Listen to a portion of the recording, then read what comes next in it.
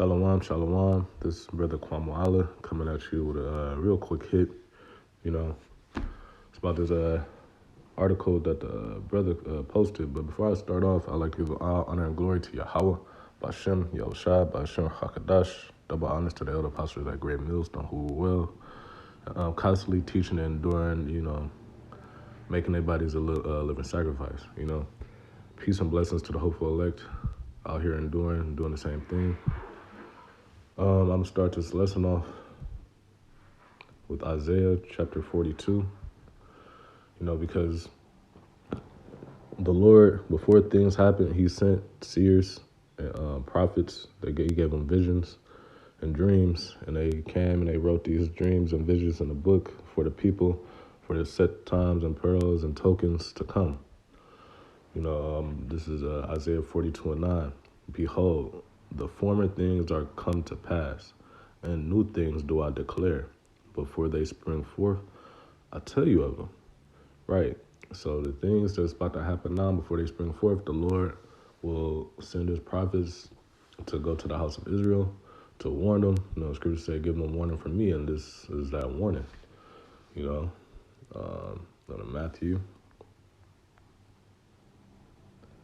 24 and verse 7. For nation shall rise against nation, and kingdom against kingdom, and there shall be famines. Famines. That's what I'm about to get into, these famines, and pestilence, and earthquakes in diverse places.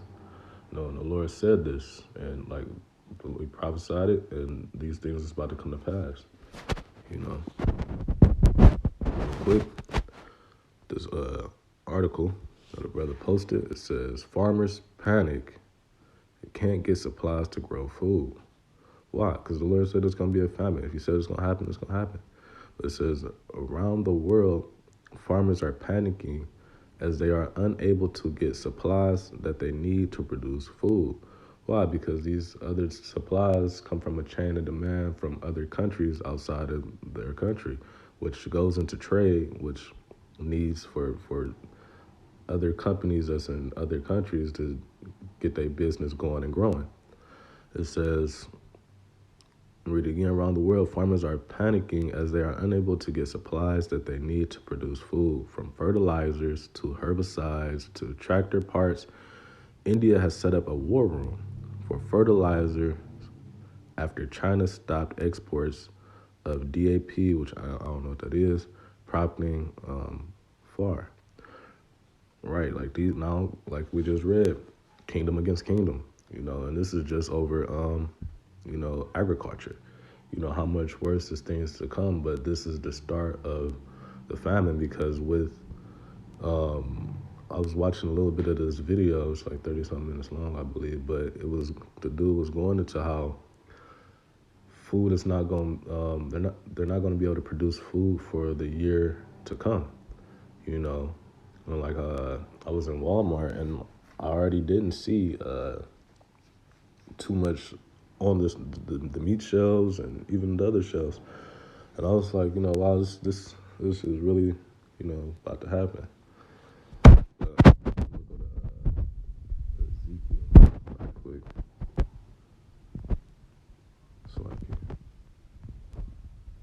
Ezekiel chapter 4, 14.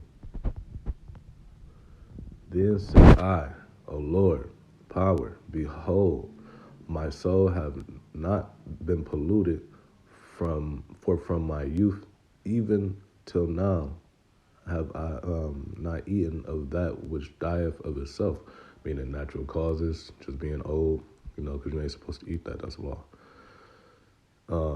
It goes on, or is torn into pieces, basically something that got mauled and left, roadkill, and because like that either. It says, neither came their abominable flesh into my mouth. Unclean beasts, that's in Leviticus, shrimp, pork, crab, lobster, fox, rabbits, stuff like that. Then he said unto me, lo, I have given thee cow's dung for man's dung, and thou shalt prepare thy bread wherewith. Meaning you're going to be mixing shit and bread for protein, just to eat, The Lord said that's what's going to be happening. Can't be happening now in the times to come. Moreover, he said unto me, Son of man, behold, I will break the staff of bread in Jerusalem. And Jerusalem is wherever today's Israelites are. And since companies is stopping exports and imports for the food and tractor parts to even keep going on with this agriculture, you know, the the Lord is, like he said, he's about to break the staff of the bread, and that's what he's doing. If food can't come in, that power of delivery is over. You're not gonna be able to eat. That's something breaking the staff, and they shall eat bread by weight and with care. So, meaning by rations and portions and with care, you're gonna be watching that you don't eat too much, man. And they shall drink water by measure and with astonishment. Wow. That they may want bread and water and be astonished one with another and consume away for their iniquity. Because the 2/3 of Israel, and we're going to have to go through it too, but this is just judgment slash punishment for the set times that we are about to come in. I'm going to go to 2 Kings 6. And we just going into scriptures that a whole place where it took basically famines throughout our time period, because this final siege just about to happen. We'll make a lesson on that. That during that siege of Jerusalem, food was getting withheld. I believe Titus had ordered that they surrounded Jerusalem so food couldn't come in, and we had to ration our food, and that's what's about to happen now, Lord willing, man. But 2 Kings 6:26, it says, And as the king of Israel was passing by upon the wall, there cried a woman unto him, saying, Help, my lord, O king.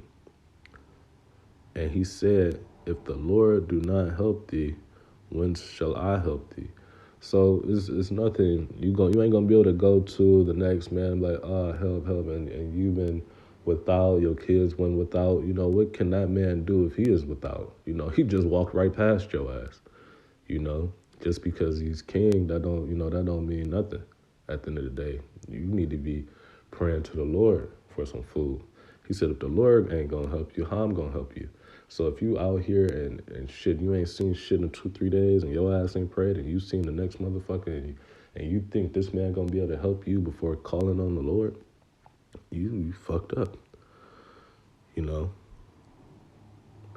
And it says, I'm gonna read verse 27 again. He said, if the Lord do not help thee, when shall I help thee? Out of the barn floor or out of the winepress? And the king said unto her, What alieth thee? And she answered, basically, what's wrong with you? And she answered and said, This woman said unto me, Give thy son that we may eat him today. And that's the times, man, like I said, man, Lord willing, we about to come into, because this ain't gonna do nothing but bring us closer for the kingdom to come, man. The prophecies got to come to pass. They got to happen. But it says, This woman said unto me, Give thy son that we may eat him today, and we will eat my son tomorrow. She got finesse. So we boiled my son. So obviously her son wasn't important enough to her, because she couldn't go without food. Now we about to see how things is about to turn out, man. Because it's about to get really fucked up out here. Because, we just saying this because we have the food that we have now, but how much more when food is gone? We're about to get into that. It says, So we boiled my son and did eat him. And I said unto her, On the next day give thy son that we may eat him. And she said, and she had hid her son. So she basically got plagued out of her son's flesh, man, because this other lady was smart enough to be like, okay, hunger probably play on your mind. You ain't ate in so long, man. Her mind got weak. And this is it. And it came to pass when the king heard the words of the woman that he rent his clothes, and he passed by upon the wall, and the people looked, and behold, he had sackcloth within upon his flesh, man. So up under his clothes, he had sackcloth on, man. So this is a sign of mourning. You know, that's a sign of trying to get close with Yahweh Shem Yahushua. You know, and the people seeing that, so it's just the times we about to come in, man, and there's no way to prepare for it. It's just going through it and hoping you go be at the Lord put the spirit on you to go through it and not do what this woman did. You know, you just keep the faith that the Lord is gonna feed you no matter what. You know, it says whoever trusted in Him and was confounded. You know, nobody. You know, I'm gonna end it with this second Esdras,